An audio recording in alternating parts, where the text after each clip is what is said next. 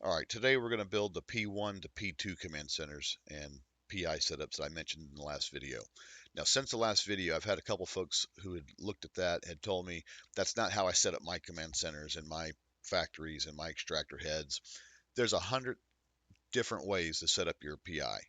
I set mine up for pure efficiency. If you have got a method or if you figure out a scheme that works for you that can get you more than 8, 10, 11,000 units of P1 a day, then definitely do that.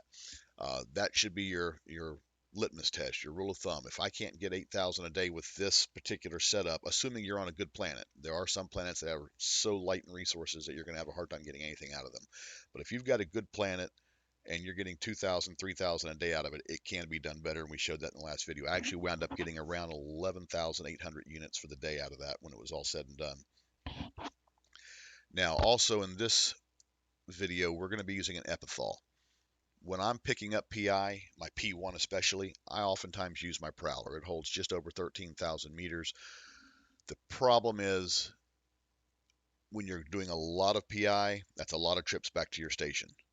And P2 will really need an epithal. It has a special hold that holds just PI materials, and in this case, it's 58,500, and I don't believe I have that at level 5. I think I'm at level 4. I think this tops out at around 63, 64,000 units. Today we're going to make superconductors, which is a P2, and to make superconductors I need plasmoids and I need water. I will go into it in a little bit why I chose this specific amount. We'll get to that. There is a website out there, and if I can't figure out how to put the placard on this video, I'll put it in the comments below the video, called Ulysses PI Scheme, and it's fantastic when it comes to I want to produce this, what do I need? And once I know what I need, which planets can I get it from, it's probably the best site out there for that. So to get started, I have loaded my P1s, the water and plasmoids, into my epithal. I do not need to undock yet. I'm going to pull up my planets. We're going to use the same lava planet that I used for the other video. I just pulled the facilities off of it. The command center is still there. It does not matter where on the planet you put this. The concentrations and all that are irrelevant because we're not going to be extracting anything. This is just going to be a factory planet to maximize the production. So typically what I do is I start with 3 launch pads. And the reason I use 3 is I want to get the most material off this planet, build it the fastest. At the same time, I don't want to be babysitting this personally every day, coming in 3, 4 times a day and moving materials around. So I've got 3 materials involved on this planet. I've got the water, I've got the plasmoids, and they're going to make superconductors. That's 3 materials. So I'm going to build 3 launch pads. And what pattern or shape you make them is fairly irrelevant. I'm going to build 3 launch pads, hit submit. Now I'm going to link them. Okay, to make superconductors, we need an advanced industry facility.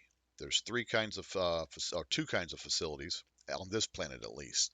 When you get to P4, which is the highest level product you can make, for example, integrity response drones, a high-tech facility will appear here, but those can only be made on certain planets. I believe Barren, Gas, there may be another one, I'm not sure off the top of my head, but it's irrelevant to what we're doing here.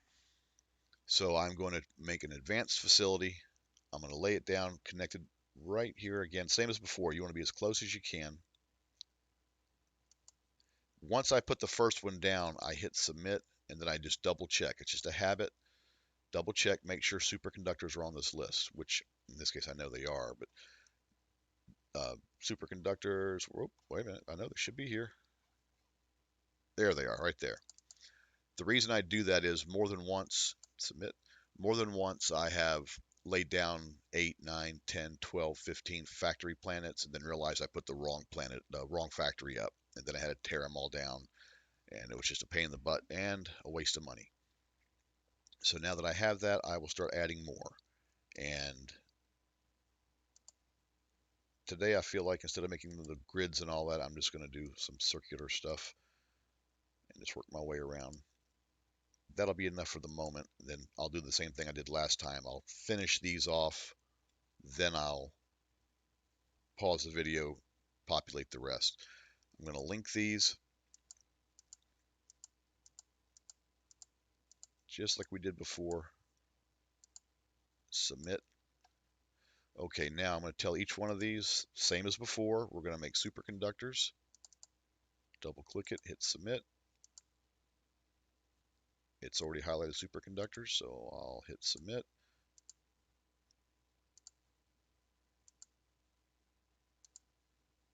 And the last one.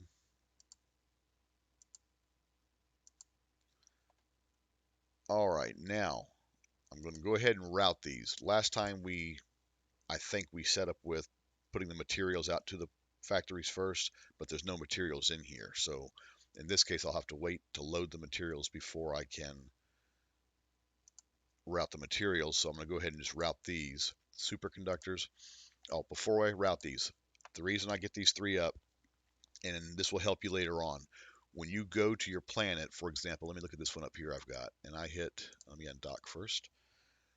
You're going to see 3 launch pads at your customs office, and one of the problems you'll have sometimes is remembering which commodity went into which. um, yeah, I haven't had my coffee yet, you can tell which commodity went into which launch pad. So now what we're going to do, I can't use that one because that's in a different system. Well, I'll show you here in a second. Right now, well, actually we can show you right here. Like I said, I have not had coffee yet this morning. Here's your launch pad. Last time we didn't worry about this because we only had 1 launch pad. Now we have 3. I like to look at them at the first one, second one, third one, and I take note of that. I've got J0, D0, and C0. When I put the materials in, it'll put them in there alphabetically. And then what I want to do is, in this case, what are my materials again? Water, plasmoids, and then I'm going to have superconductors coming out the end. So what I'll do is plasmoids, which is before water alphabetically, will go into the first one. Water will go into the second one.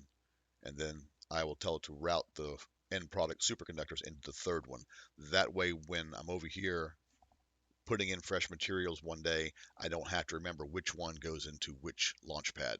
I just, first one goes into the first launch pad, second one to the second, third to the, well, the third will be coming out. So that will take care of that, and it makes things a lot easier. So we're going to route, I believe I said, was it S0? Let me check that one more time. Or C0. C0 is what I'm routing to.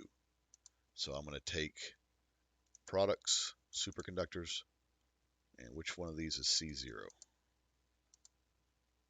That is J0. There's C0. That's the one on top. So products route to C0.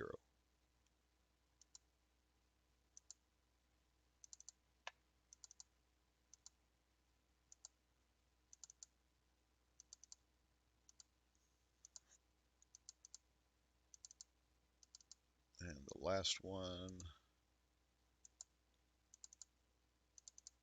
then hit submit. Okay, these are now routed there. So now I need to get my materials into the center. So I will undock. Oop, I am undocked. I will go ahead and warp to the customs office. And especially if you're in an area that is a little more high traffic or a little more risky, I go ahead and get all this ready before I get there. And what I'm going to do is I'm just going to deposit this stuff into the main hangar. Then I'm going to come on back to the Astra Hus where I can tether and I'm safe. In fact, you don't even have to tether. Once your materials are in the customs office, you can go ahead and dock back up. So I'm going to highlight these. I'm ready the moment I come out of warp to drop and run. We're actually near a busy high-sec system today in our wormhole, so I don't want to be out here for very long. I'm ready, waiting for it to come out of warp, drop, and run. And this is the reason I like to use my Prowler when possible, because these things are just slow. You can help that by putting on inertial stabilizers on the bottom. It has 3 low slots, the epithal. I think 3 low slots.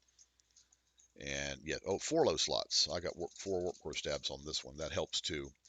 But I'm in a wormhole, so if they drop a bubble, those stabs won't do me any good. But inertial stabilizers are fine, and it doesn't affect your cargo space. The Planetary commodities hold is completely separate from the cargo. Okay, now that I am back to my station and I'm safe, plasmoids went to the first one, or will go into the first one, so that's JO. I chose this number, 26,315 of each commodity, because that's the maximum amount. Actually, you do have to undock. That's the maximum amount a 10,000 meter launch pad will hold of P1 materials.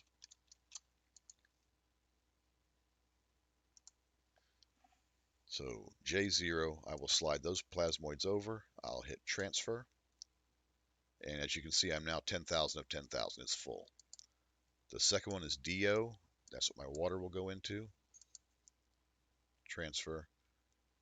And now everything I put in is over here. Now you can dock.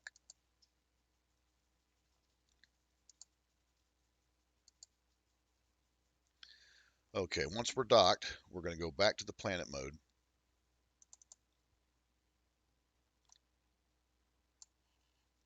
And I'm going to start with the first one. It doesn't matter which one you start with. Let me bring this down here where it's a little easier to get to. It has products in it now. It has water. So I will double click water, double click my first, submit. You can also just do it manually, create route,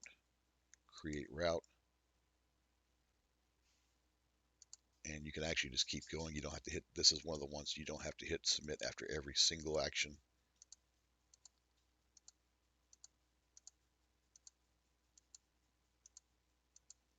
Now submit. Repeat the process with this side. Plasmoids going out.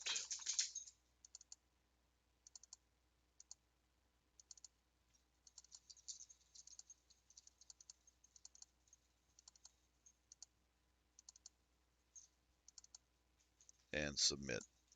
Now, as you can see, all the red rings are gone. They're all orange. There are little white dots are starting to appear that'll work their way around. So right now, this is fully functioning. Materials are flowing out of each of these two launch pads. They're going to build the superconductors, and they're going to be deposited into this launch pad. Now I'm going to pause the video here while I populate the rest of this. Alrighty, I've repopulated, or populated the remainder. This is kind of an amorphous mess as far as the way they're set up right here. It doesn't really make a difference other than when you're doing your routing and moving your materials out, because sometimes you'll lose track which one, did I route that one yet? I don't know. Did I do this one to that one? The method some people use, like I used on the last video, where they're all kind of in a geometric square, rectangle, where they're in much more even rows, makes it easier for moving materials to them and routing at the initial setup, just because you can, it's easier to keep track of. But once it's set up, and it doesn't make a big difference. So as you can see now, and I did the same thing here I did on the first video. I got most of them set up. I submit as far as deployed. I hit submit. Then I checked my command center, and I was at 90%. So I knew I had room for two more. These two were about 4% power grid each. So at 90%, I knew I could get about two more on. So then I put those two on, got everything linked, then went through and did those steps. So now everything is set up. Nothing's flashing at me. Materials are going out, being turned into superconductors, and they'll come back in here. And then I will add on to the end of this video tomorrow what we look like as far as the quantity coming in. So throughout the day or throughout your week, depending how much time you spend working your PI, you'll need to look at your command center, and not your command center, you'll need to look at your customs office and see how much material you have. And in this case, let me undock one more time. As you gather, again, you'll be gathering on your own schedule, but as you gather water and plasmoids in this case, you'll want to bring them over, move them into the customs office. I've got room for quite a bit more here. This has already gone down. Remember, at 26,315. So every cycle, which I think is an hour, after every hour, this will go down a little bit more and a little bit more. So if you really, really want to maximize your production, maybe once a day, come back in here, assuming you have more materials in here, slide them over, just to keep this thing running longer. And then tomorrow I'll come in and go to that third launch pad.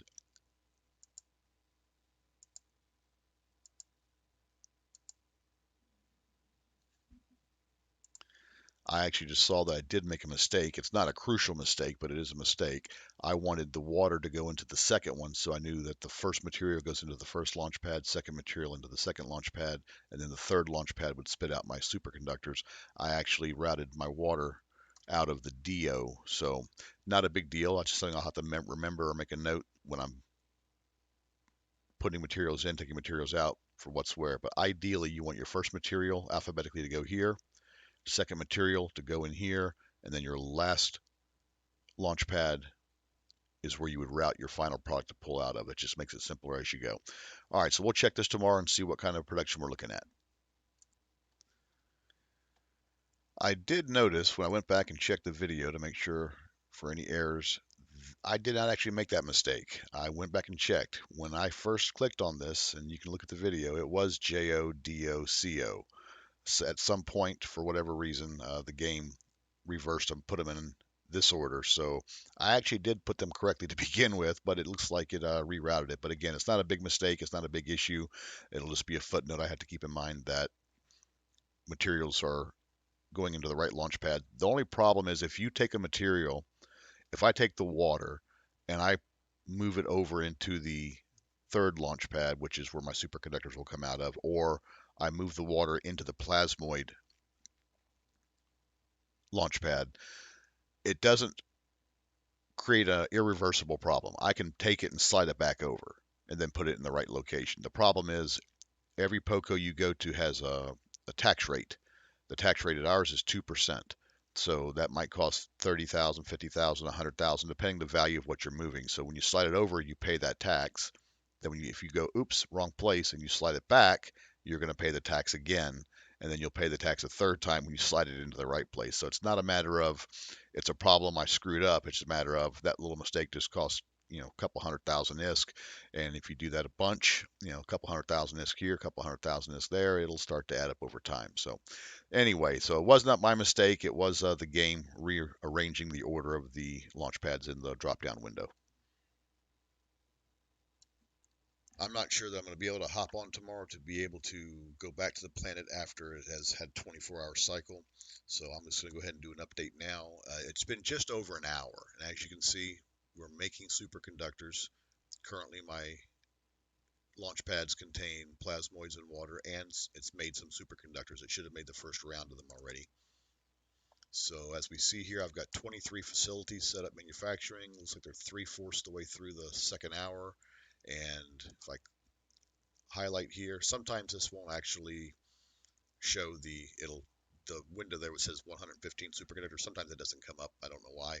So if that doesn't come up and I can see the 115, I can just click the launch pad, click cargo, superconductors 115. So that's 115 an hour. So as long as I keep material in the supplying launch pads, that's 2,760 superconductors per day on this planet at least. And if you need more, if that's something you want to produce, you can put it on multiple planets. But 2,700 a day with this setup.